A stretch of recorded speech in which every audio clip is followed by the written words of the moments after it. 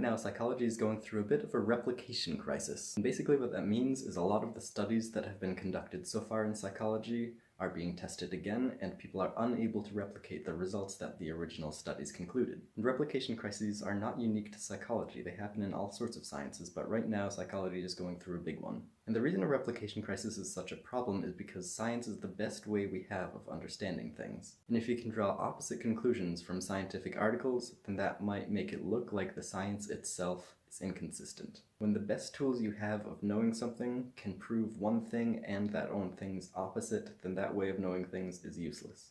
And some people are worried that the current scientific approach to psychology we're taking is useless because of the inconsistent results. But most psychologists are a little more optimistic than this, and there are a few ways of interpreting the replication crisis as it is. And one of the important things to look at when looking at the replication crisis is psychometrics. If the tools we use to measure psychological phenomenon are flawed, then all of the research we do using that tool will be flawed. And we've seen this happen before in the research done on video games and aggression. There were a ton of studies published that showed that playing violent video games did cause aggression. But at the same time, there were many studies done that showed that that was either not the case or that the influence was much smaller than the original studies had concluded. But people generally found that the original studies were using measures of aggression that didn't actually work in the real world.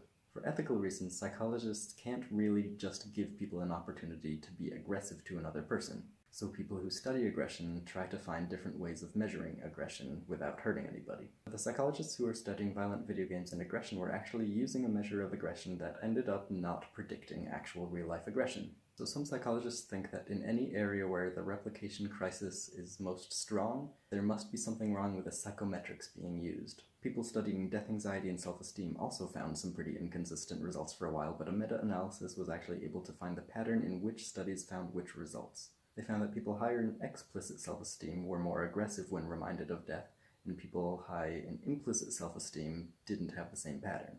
So different studies concluded that people with high self-esteem had different reactions to death reminders, but the actual difference was in what kind of self-esteem they were measuring. Another interpretation of the replication crisis is that people change. When we study physics, we're studying something that's generally stable throughout time. Like the constant behind the gravitational force is not really something that changes, so it's going to be very reliable, and the replication crises in physics have been basically non-existent. But humans and culture change over time, and there's no telling what exactly that's going to affect. For example, there are studies done on political parties and which ones are more likely to trust scientists. And right now the studies done show that generally conservatives are much less trusting of science, but studies done in the early 90s actually found that there was basically no difference. However, when you look at all of the studies together, you see a pretty linear trend where conservatives generally get less trusting of science throughout the 90s, and that's partly because of the effect that awareness of climate change had on public policy, and that's another issue for another time. But the fact that people change seems to be a really hard thing to take into account when doing psychological research. There are some areas of psychology where the replication crisis doesn't seem like it could possibly be due to a cultural thing. For example, there's one hypothesis that has been tested several times with different conclusions a lot of times. And that's the hypothesis that self-control is a limited resource. Basically, the idea is that if you do something that takes a lot of self-control, it's going to be harder to use more self-control in a few minutes, until you eat or sleep or take a break.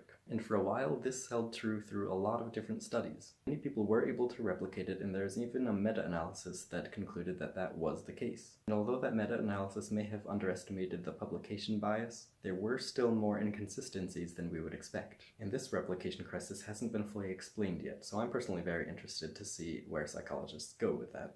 A few people are also more pessimistic about the replication crisis and think that there's just something wrong with science in general that we're not seeing. Maybe there's a flaw in the way that we analyze data that we haven't found. Maybe understanding the mind is just beyond the capacity of the mind. Some people think that researchers are also falsifying results, which has been true in a few cases, and it's hard to tell for sure how many researchers actually do that. All of the researchers I know are strongly against that, and it doesn't seem like many people would be up for that kind of thing, but different people have different pressures. So one solution to the replication crisis that some people have is for journals to only commit to publishing results before they see the results. That way the people publishing will only know how good the methodology is without knowing what kind of conclusions the researchers drew. This way, interesting results won't be overrepresented in published articles, and the pressure that researchers have to find results will be decreased. which addresses both the publication bias and the potential falsification of information at once. I'm personally a really big fan of this idea, and I think that a lot of journals are going to be going in this direction.